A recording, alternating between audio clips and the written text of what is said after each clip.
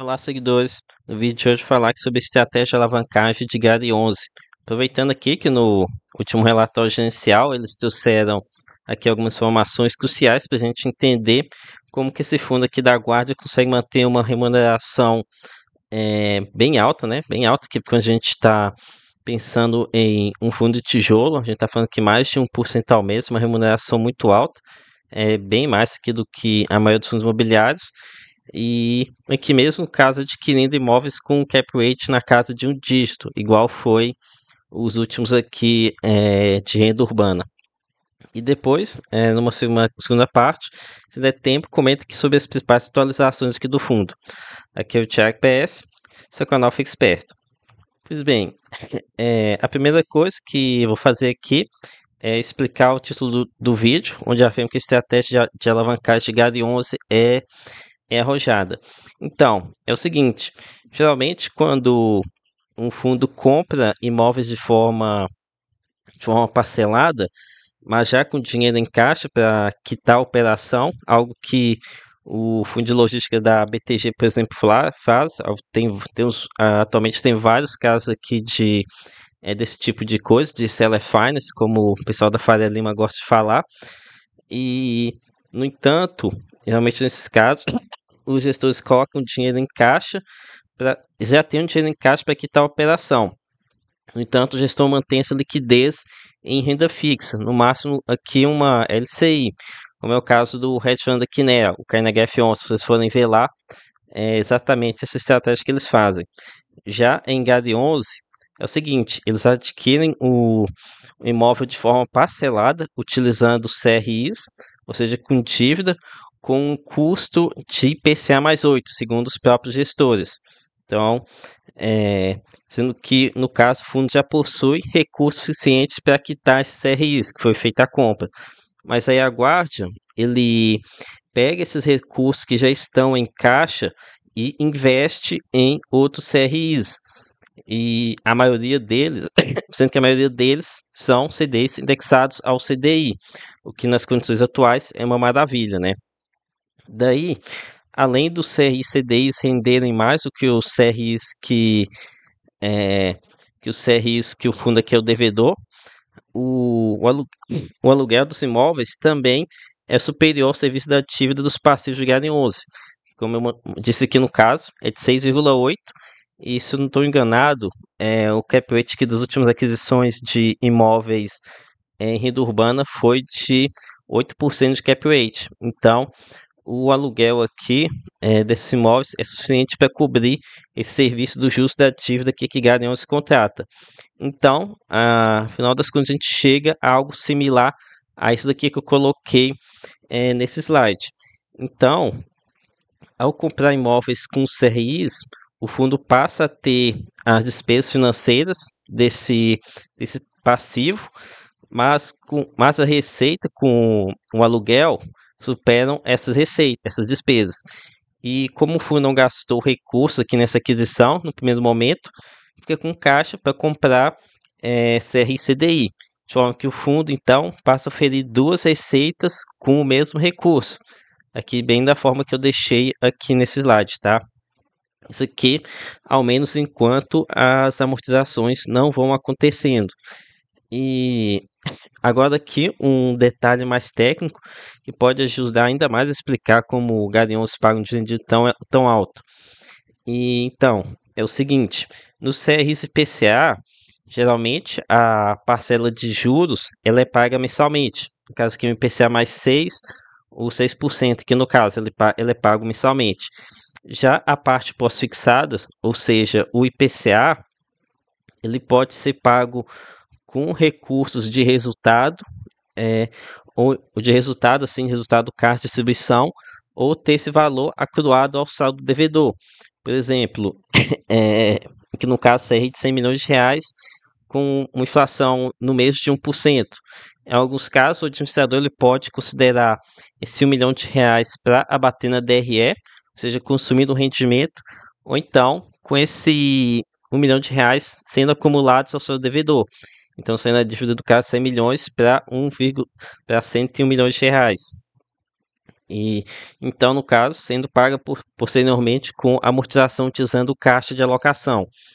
Já os aluguéis, eles sempre entram na caixinha de distribuição de rendimento.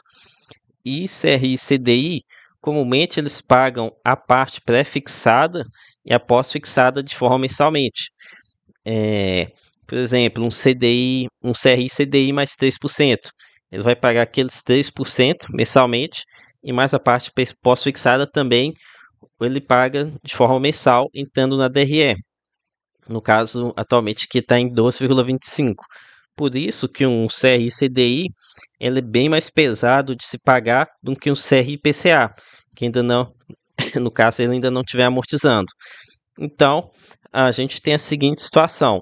Aqui o CRI PCA, bem mansinho aqui, o aluguel caindo aqui normalmente, sendo superior a esse serviço da dívida, e o CRI CDI no ativo gerando muito resultado. Poderia até aqui fazer uma edição, colocar essa setinha aqui o CRI CDI bem mais alto. Acho que aqui fica mais claro para entender o que eu estou querendo falar aqui, explicar para vocês. E então, isso daqui parece algo maravilhoso, né? Mas tem um problema. Essa correção monetária que vai acumulando aqui mensalmente no CRI-PCA, provavelmente é a responsável por Gade 11 estar com valor patrimonial em queda constante. Vou até mostrar aqui para vocês. Só um instante aqui, carregar. E, então, esse aqui é o que eu já estou pegando no pé há bastante tempo aqui em Gade 11. Tem até um escrito aqui que pega muito no pé disso. Se vocês forem ver aqui, em maio de 2021, o VP do fundo era de 10,54 e chegou aqui a R$ 9,00.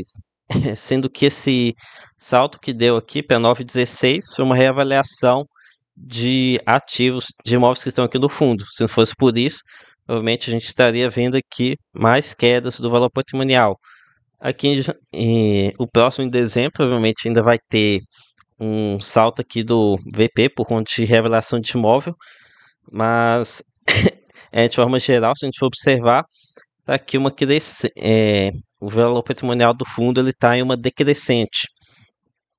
E então, por aqui a gente pode ver que a tendência do VP de Gade 11 é de queda constante, né? E nesse momento aqui eu relembro o caso de um inscrito aqui no canal que é cotista de Gade 11 há anos e que as primeiras compras foram aqui no VP a 10,54 e de lá para cá o VP do fundo despencou. Para ele, todas as novas emissões que aconteceram aqui nos últimos anos, do ponto de vista dele, foram abaixo do valor patrimonial. Então, se lembre que amanhã você pode estar aqui na pele desse inscrito do canal. Por exemplo, aqui, recentemente ele teve que passar por emissão a R$ 9,00 de custo de emissão. Ainda por cima, um pouco abaixo do valor patrimonial, né? Então, pensem nisso daqui. É um ponto que vocês têm que levar em consideração. Então é isso aqui. Espero ter ajudado aqui a contribuir para vocês a entender como é que Gade 11 paga esse rendimento tão elevado. Agora aqui, conforme prometido, algumas atualizações de Gade 11. Então, a liquidação da venda do imóvel BRF deve correr aqui está previsto para correr em janeiro de 2025, agora em janeiro, né? Então aqui, gerando aqui um rendimento bem alto durante o primeiro semestre. E aqui parece um caso bem interessante para se especular. Com relação ao guidance de resultado, temos dados aqui apenas até dezembro aqui do ano passado, né? Acredito que não colocaram mais meses aqui de 2025, por estar, né, aqui aguardando a conclusão da venda do imóvel BRF. Então, aqui no caso, acredito que venha aumento de renda em breve. Aqui no caso, calcado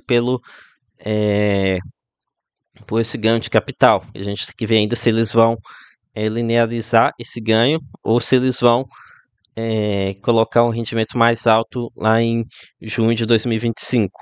Então, concluindo aqui, essa alavancagem que o fundo faz, ela não me assusta tanto assim. Parece uma engenharia financeira com um carrego até de forma muito positivo. No entanto, acho que eu preciso estudar mais sobre essa teorização do VP do fundo, pois um ponto que a gente tem que levar em consideração é que os imóveis eles também estão sendo reajustados, né?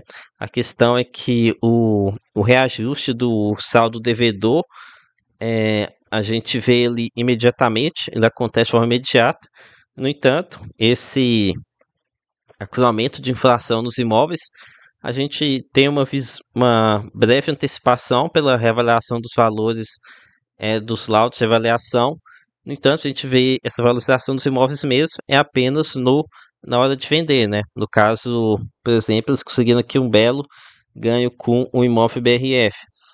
E nem sempre o laudo ele acaba refletindo isso, por causa da forma de contabilização, utilizando fluxo de caixa descontado, tem muitas variáveis lá, e utilizando aqui a questão da taxa de juros do país, então não é tão simples assim, nem sempre o laudo ele reflete a realidade do mercado.